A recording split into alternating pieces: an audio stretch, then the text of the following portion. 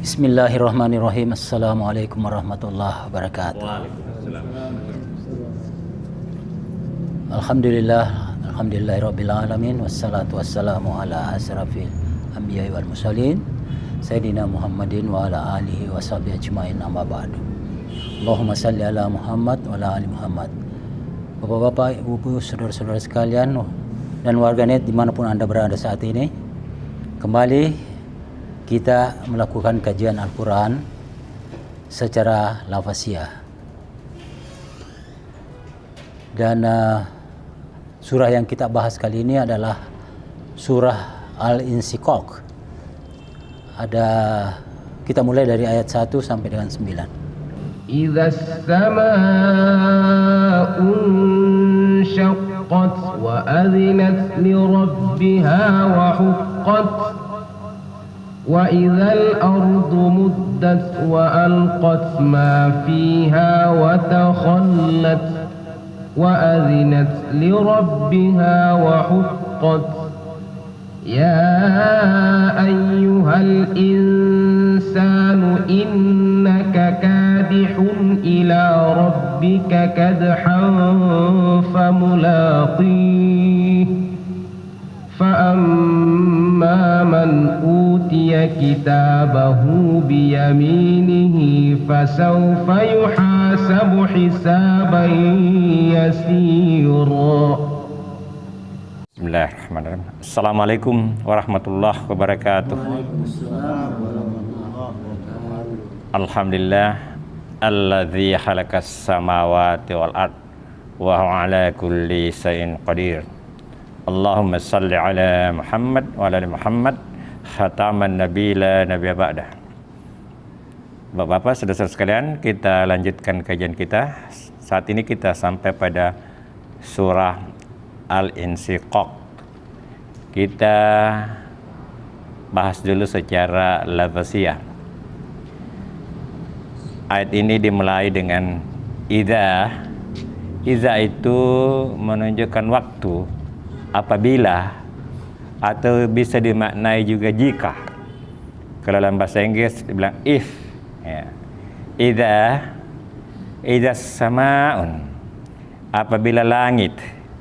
Langit dimaknai sesuatu atau segala sesuatu yang ada di atas kita, di atas kepala kita.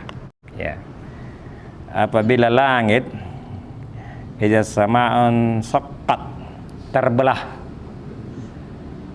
Nah, bagaimana kalau langit terbelah? Artinya tidak berfungsi lagi. Kalau kita maknai kata terbelah adalah sesuatu yang tidak utuh, berarti tidak berfungsi lagi, berarti kiamat itu. Jadi sistem tata surya maupun lapisan atmosfer yang termasuk ozon di situ itu tidak berfungsi lagi. Yang selama ini berfungsi untuk memfilter cahaya matahari atau benda-benda planet yang masuk ke bumi melalui 7 lapisan itu, akhirnya tidak membahayakan bumi. Jadi ini dimaknai dengan apabila kiamat ini, ya. Apabila langit terbelah, wazinat, dan ini dari kata azana, ini azana telinga, bisa mendengar atau patuh. Nah, wazinat, dan lirabbiha, dan patuh kepada Tuhannya, ya. Tuhannya sistem itu, langit itu. Wazinat rabbiha, dan patuh atau mengikuti kehendak Tuhannya. Wahukat, dari kata hakkah, hak, benar, atau adil, atau sepantasnya atau sepatutnya, ya. Dan patuh kepada Tuhannya, dan itulah yang sepatutnya. Jadi semua planet-planet, benda-benda angkasa itu kan patuh kepada Tuhannya. Jadi dia beredar dalam garis edar. Nah, apabila waktu kiamat, maka tidak berfungsi lagi, patuh juga kepada Tuhan, kiamat. Kemudian dia dilanjutkan lagi pada ayat ini, wa idza, dan apabila, wa idzal ardu, bumi yang kita tempati ini, muddat, ya. Apabila bumi ini diratakan, artinya dihancurkan. Kalau rata kan hancur ya. Jadi apabila bumi dihancurkan, ya, ini jelas ini menunjukkan penggambaran hari kiamat. Wa izal ardu muddat wa alqat, dan mengeluarkan ya apa fiha, apa yang ada di dalam perut bumi itu. Kita ketahui bahwa dalam perut bumi ini ada pusat magma yang panas itu. Itu nanti itu mungkin akan meledak dan bumi hancur. Wa takhallat, dan bumi jadi kosong. Kosong artinya bumi tidak berfungsi lagi sebagai tempat tinggal. Ya. Kosong dia, hancur rata. Ya, jadi binasa bumi. Dan sesuai dengan ilmu pengetahuan, segala sesuatunya memang akan menuju kehancuran. Tidak ada yang kekal itu. Ini pengakuan saintis bahwa tidak ada yang bisa kekal, semuanya akan menuju kehancuran. Dan bumi ini akan sampai pada saatnya hancur juga. Ya. Kemudian wazinat lirabbiha hukkat, dan patuh atau mengikuti kehendak Tuhannya, wahukkat, dan demikianlah seharusnya. Jadi patuh juga. Ya, bumi. Kemudian pada ayat ke-6, ya ayyuhal insan, wahai manusia.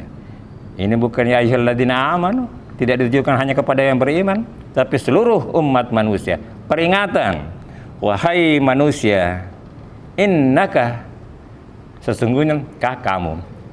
Ini berbicara tentang person satu, jadi dia diangkat satu, hai manusia sebagai satu. Innaka, sesungguhnya kamu, kadihun. Kadihun itu dari kata kadaha. Kadaha bekerja keras, berusaha keras. Ada alif di sini, kadim artinya orang yang bekerja keras. Artinya manusia itu bekerja keras. Innaka kadihun, kau bekerja keras, bersusah payah. Ila, kepada Rabbika, Tuhanmu, kadhan, benar-benar susah payah. Jadi kata kadaha ini diulang 2 kali. Yang pertama sebagai kata kerja, dan yang kedua sebagai kata benda. Ya, benda. Jadi dengan upaya keras ini. Pamulakihim, dari kata lakau. Lakau ini bertemu, menemui. Adanya huruf M berarti ikut pada pelakunya. Pamulakihim, maka kamu akan menemui. Ini kata ganti Tuhan. Maka manusia itu akan menemui Tuhannya. Ya. Sesungguhnya kau telah bersusah payah menuju Tuhanmu dengan betul-betul bersusah payah. Maka kamu akan menemuinya. Ya. Jadi suatu saat manusia pasti akan menemui Tuhannya, tentu dengan pertanggungjawaban. Pak amma digunakan ini untuk mengalihkan perhatian atau mengalihkan suatu penekanan suatu subjek baru. Pak amma, maka adapun man di sini siapa? Manusia, kata ganti. Man utiya kitabahum, barang siapa yang diberi, atau dari kata atau di sini menjadi pasif, ada dhamma, utia diberi, fa amman utia kitabahum, catatannya, kitabnya, rekamannya. Jadi kata ba itu kata dasarnya kata ba menulis. Bisa juga bermakna mengabadikan atau merekam. Kitabahu menjadi kata benda, catatan, rekaman. Manusia, ya. Diberikan kitabnya, catatannya, rekamannya, biyaminihi, dari arah kanan. Kanan ini dimaknai sesuatu yang baik, simbol.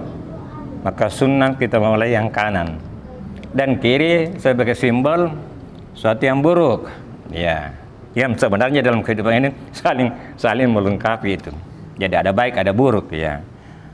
Dari ini penggambaran akan diberi kitabnya dari sebelah kanan. Itu satu tanda, satu kode. Maka saupa kelak. Maka kelak yuhasabu dari kata hasaba, hasaba menghitung, memperkirakan. Nah di sini damma dan ada ya menunjukkan pihak ketiga, ada damma itu menjadi pasti.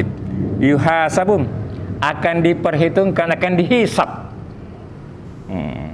Hisaban menjadi kata benda dengan perhitungan yasir, perhitungan yang mudah. Ya, yasir kemudian dari kata yasin ra, mudah. Jadi dia akan mendapat hisab yang mudah. Jadi sudah tanda itu. Begitu dikasih kanan, wah ini tanda bagus ini. Wayan qalibu dari kata qalala kembali. Wayan qalibu dan dia kembali ila ahlihi kepada keluarganya. Ahli ini dimaknai keluarga, juga dimaknai saudara-saudaranya yang seiman. Iya. Dia akan kembali kepada keluarganya, kepada saudara-saudaranya yang seiman, masruran dengan senang hati, dengan gembira. Ya ini sampai di ayat 9. Di ayat 10 akan berbicara tentang kebalikannya, yang celaka. Tapi nanti kita lanjutkan pada kajian berikutnya. Untuk penanganan secara lapasiah cukup di sini saja, dan kita tentu akan melangkah kepada pemaknaan secara tafsiriah, dan kita bisa berdiskusi, mengemukakan pendapat sesuai dengan apa yang pernah kita dapatkan, pernah kita pelajari, dan boleh juga bertanya atau membuat pernyataan istilahnya Ismail. Hadza fakat, syukran katsira wa barakallahu fikum. Wassalamualaikum warahmatullahi wabarakatuh.